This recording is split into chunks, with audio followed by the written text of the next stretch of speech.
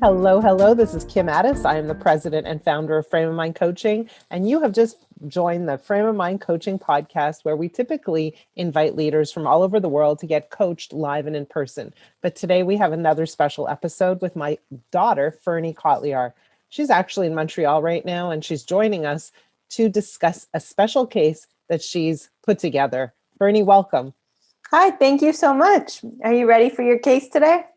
Well, before we start, I think some people want to know a little bit about you. What are you doing in Montreal? Who are you? Tell us a little bit about yourself. Well, I just finished my undergrad at McGill University in plant science, and I'm going to do my master's at U of T starting in September. So I'm spending the summer hanging out, actually helping out with Frame of Mind Coaching, and getting ready for my next degree. Amazing. Well, I'm very, very happy to be doing this with you.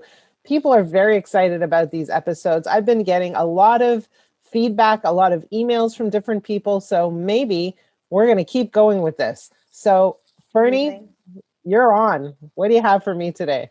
All right. I think some people might relate to this case today.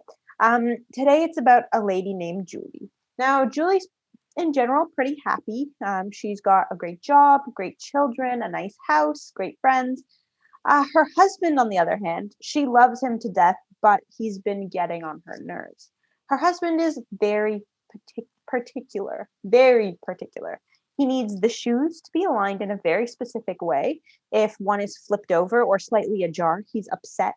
The sheets need to be ironed before they go on the bed, and his underwear need to be ironed before he puts them on his body. They cannot eat in front of the TV. God forbid there's a crumb on the couch. Meals must be eaten at a certain time. And no, there cannot be breakfast after 10. They cannot eat between meals, and elbows cannot go on the table. They cannot chew with their mouth open, and they cannot eat around the fork. All the food must be cut properly before going into their mouth. Now, this applies to him, her, and the children.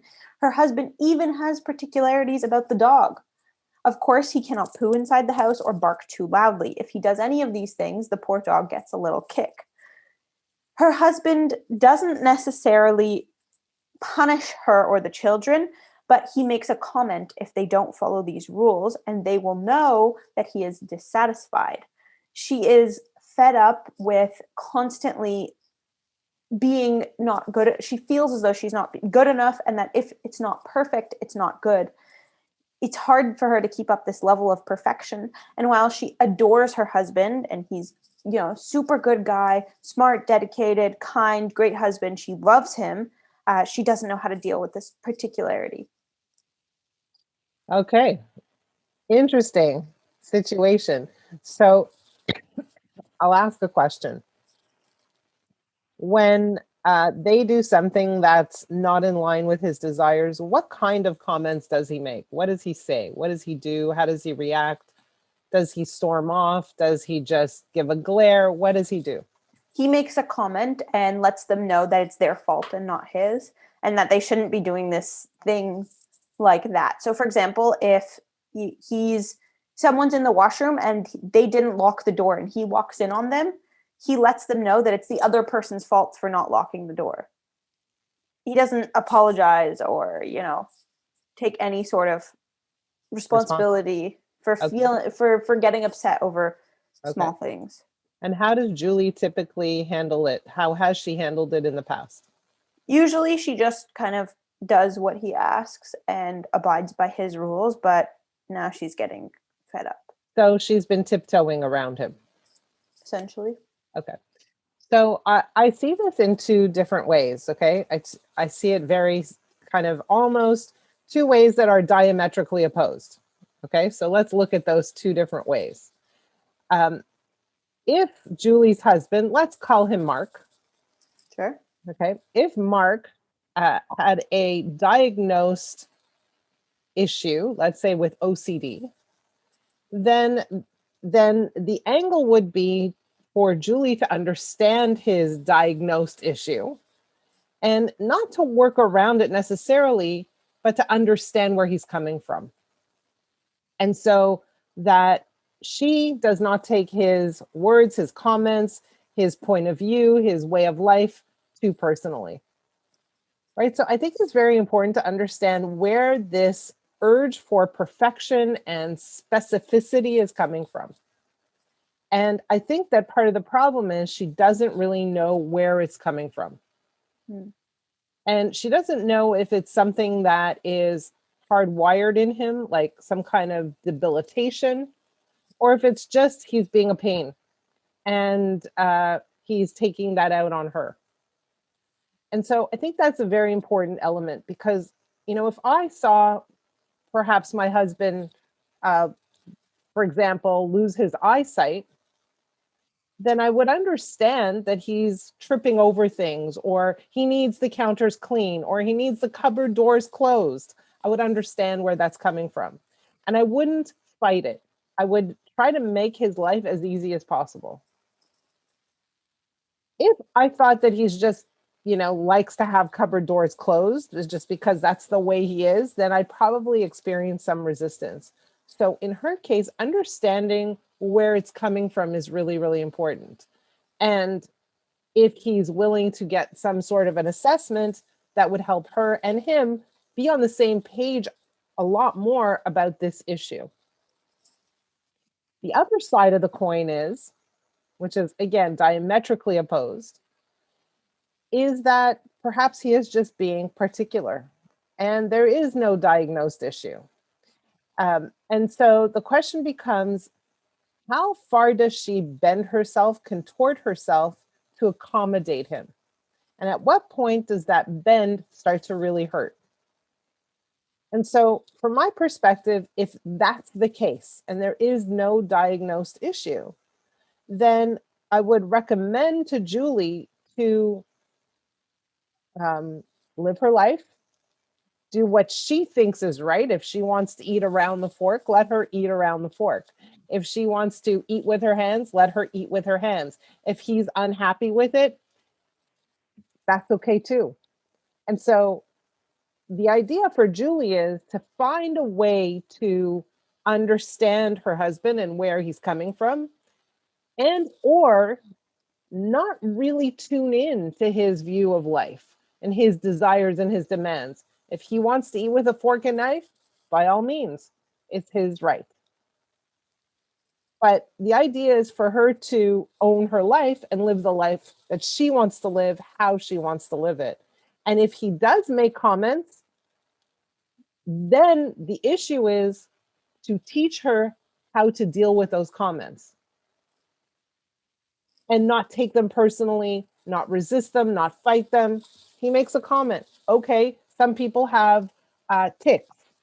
Okay, right? And so we can allow them to be without necessarily pointing them out or resisting them or doing anything about them. They just exist. So these two options seem very opposite. And the only thing that hinges on the difference between them is this diagnosis.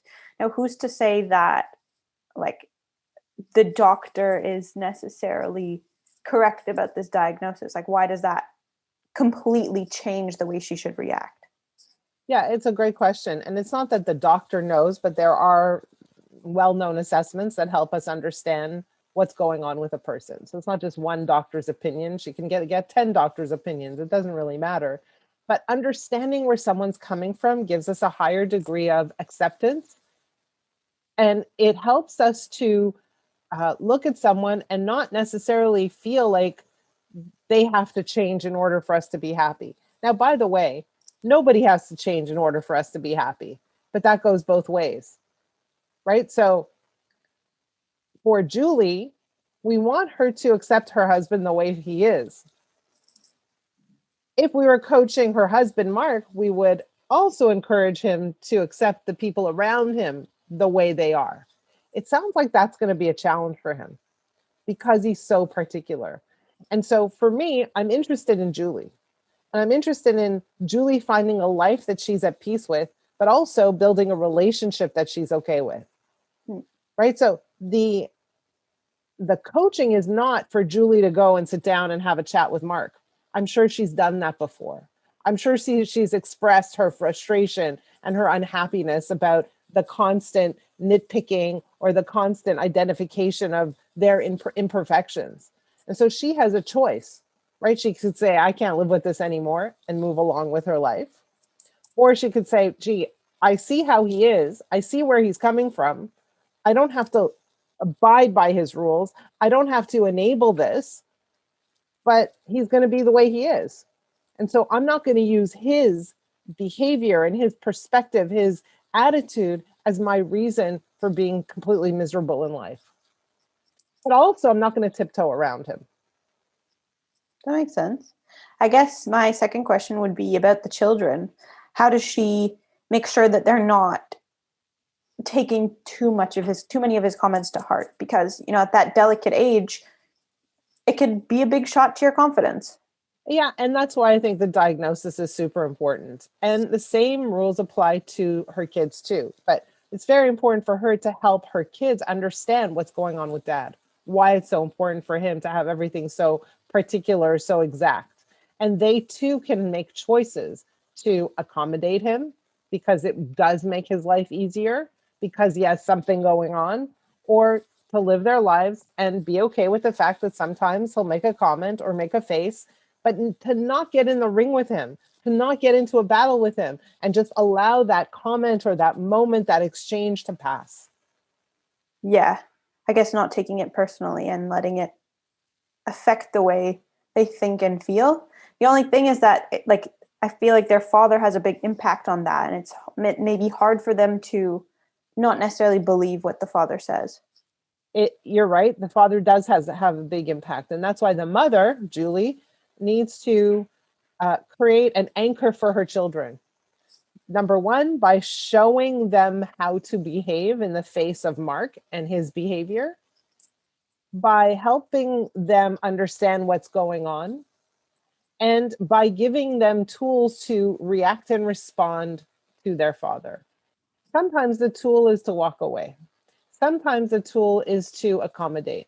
Sometimes the tool is to say, hey, Dad, I understand that this makes you upset, but I'm still going to do it this way for today. Right? So enable her kids to make decisions given the different circumstances, and to really be aware and tuned in to what is happening with Mark, but not take it on personally. That makes sense. So if you were to give Julie one last overall piece of advice, what would you say to her? I would say to her that it's very important for her to take the time to really identify where it's coming from. And my suspicion is there's something going on, and to understand that and to decide if this is something she wants to live with or not. But before she makes any kind of decision, it's to assume positive intent. Mark doesn't want to be a pain in the butt, right? He wants to have a loving relationship. She has a great relationship. She loves him to death, all that stuff. So he doesn't mean to be hard or difficult. This may be beyond his ability to control. So my advice to Julie is really get to the core of this and understand where it's coming from, and then make decisions from there. Interesting. I like that. Thank you. Thank you. That was a good one. You're always throwing some interesting cases at me. I never know what I'm getting. And for those of you who are listening, I hear these cases at the same time as you. This is the first time. Again, if you are interested in sharing a challenge on the podcast, please reach out to me. My email address is kim@frameofmindcoaching.com. If you have a challenge that perhaps you want to talk about privately, please reach out to me as well. My email is kim@frameofmindcoaching.com. And for those of you who are listening and giving feedback, keep it coming, please. We love to hear what you're thinking. Please send us some cases. We'd love to work on those as well on the podcast. Let us know what you think. Share, like, comment, review, do all the things, and we will see you next time. Ferne, thank you. You are awesome. Thank you.